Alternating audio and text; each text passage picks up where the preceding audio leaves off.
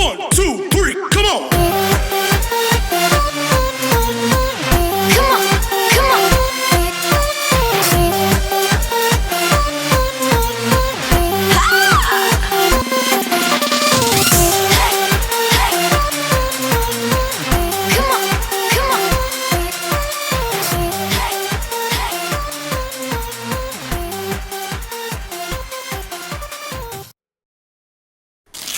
Assalamualaikum warahmatullahi wabarakatuh.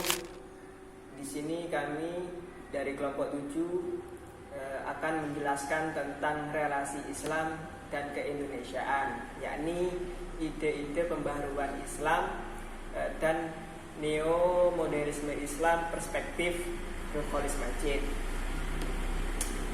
Yang pertama, ide-ide pembaharuan.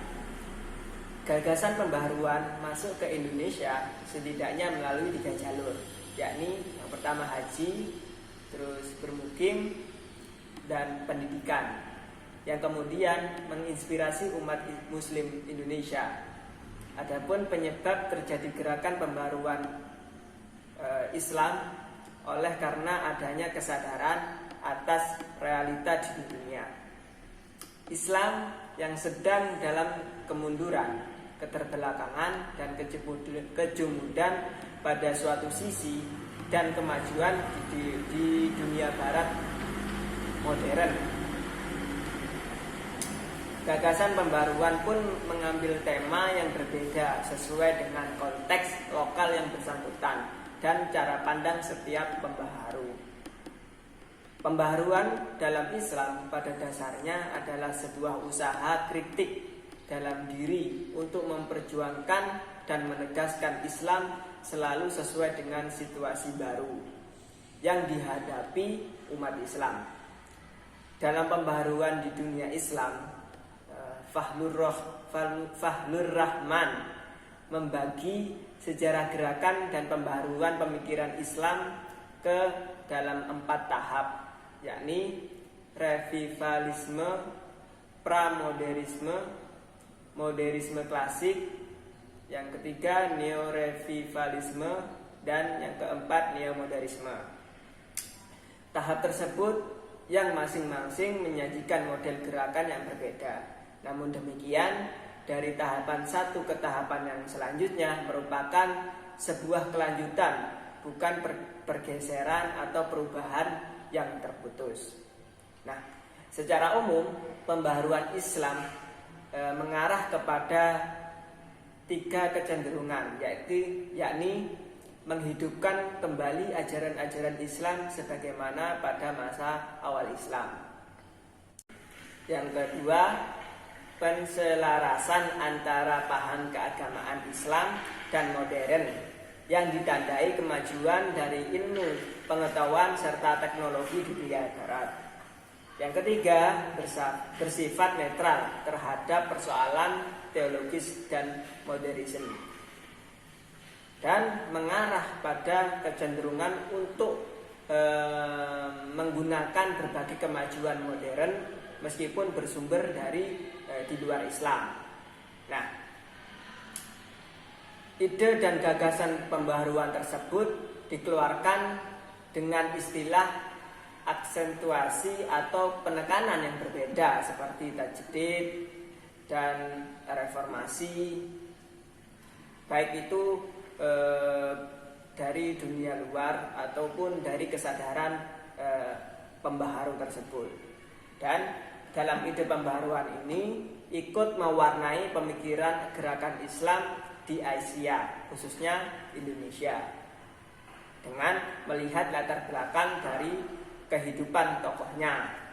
Besar kemungkinan landasan yang berkaitan perkembangan Islam di Indonesia sudah dipengaruhi oleh ide serta gagasan dari luar Indonesia. Mungkin cukup sekian, dan selanjutnya akan dilanjutkan dengan oleh teman saya. Terima kasih. Selanjutnya, pemikiran neomodernisme Nurholis Majid. Dalam pemikiran neomodernismenya, Nurholis Majid menawarkan liberalisasi dalam 3 dimensi, yaitu sekularisasi, modernisasi, dan masyarakat madani. Yang pertama, sekularisasi. Dalam pemikirannya, Nurholis Majid menyatakan bahwa kaum muslimin di Indonesia saat ini mengalami kemunduran dalam hal pemikiran. Hal ini disebabkan oleh kurangnya mereka memahami perbedaan antara nilai-nilai yang bersifat transendental dan nilai-nilai yang bersifat temporal. Bahkan, mereka cenderung menilai nilai-nilai temporal sebagai nilai-nilai transendental dan nilai transendental sebagai nilai temporal.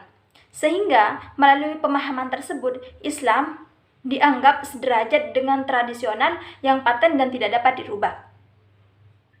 Kemudian, mengenai sekularisasi yang ditawarkan oleh Nurholis Majid di sini bukanlah sekularisasi yang menyampaikan pada sekularisme dan menjadikan masyarakatnya sebagai sekularis. Akan tetapi, sekularisasi yang ditawarkan oleh Nurholis Majid di sini adalah mendinamiskan nilai-nilai yang seharusnya bersifat duniawi dan menghilangkan kecenderungan untuk mengukhrawikannya. Sehingga, melalui hal tersebut, mental dapat menggali lebih dalam lagi untuk menemukan sesuatu hal yang sebenarnya, seperti itu. Dalam contoh penerapannya, dalam konteks Indonesia sendiri, ia menyatakan jargon Islam yes, Partai Islam no. Dalam jargon ini, ia menolak secara tegas negara Islam yang ditawarkan oleh Masyumi. Hal tersebut terjadi karena dalam pandangannya Islam akan dinilai sebagai ideologis politis daripada substansinya. Yang kedua, modernisasi. Interpretasi modernisasi yang ditawarkan oleh Nurholis Majid pada dasarnya menginginkan perubahan pada umat muslim itu sendiri, yang mana hal ini bertujuan untuk mengubah kondisi umat muslim dari kebekuan dan ketertinggalan pada kondisi yang lebih baik. Konsep modernisasi yang ditawarkan oleh Nurholis Majid ini adalah dengan cara merombak pola pemikiran lama yang tidak rasional pada pemikiran yang baru yang lebih rasional. Assalamualaikum warahmatullahi wabarakatuh. Di sini saya akan membahas tentang pemikiran neomodernisme Nurholis Majid. Nah, dalam pemikiran neomodernisme Nurholis Majid ini menawarkan proses liberalisasi yang terdiri dari 3 dimensi, yakni sekularisme dan modernisasi dan masyarakat madani. Nah, di sini yang saya akan bahas yaitu masyarakat madani atau civil society adalah masyarakat yang berbudi luhur atau berakhlak mulia, yakni masyarakat yang mempunyai beberapa karakteristik dalam kehidupannya, antara lain adanya paham persamaan atau egaliter, penghargaan terhadap orang-orang yang berprestasi bukan berdasarkan prestise, keterbukaan, penentuan kepemimpinan melalui pemilihan umum bukan berdasarkan keturunan. Nah, menurutnya dalam membangun masyarakat madani ini dibutuhkan 3 prinsip pokok, yakni yang pertama, prinsip keadilan yang tidak membedakan antara orang-orang atas dan orang-orang bawah. Yang penegakannya itu diperlukan itikat yang dilandasi dengan iman dan amal yang soleh. Kemudian prinsip kedua yaitu demokrasi. Pelambangannya adalah pemilihan umum yang bebas dan pemberian suara yang rahasia. Nah, menurutnya prinsip demokrasi ini merupakan implementasi dari masyarakat madani itu sendiri. Sebab lahirnya demokrasi yang baik tidak terlepas dari kehidupan masyarakat yang berperadaban. Sedangkan prinsip yang ketiga adalah prinsip mengakui kebebasan asasi, yakni kebebasan dalam mengeluarkan pendapat, berkumpul dan berserikat, sehingga dengan adanya kebebasan tersebut masyarakat akan merasa bebas dalam melakukan pengawasan dan pengontrolan terhadap penyelewengan yang dilakukan oleh pihak pemerintah.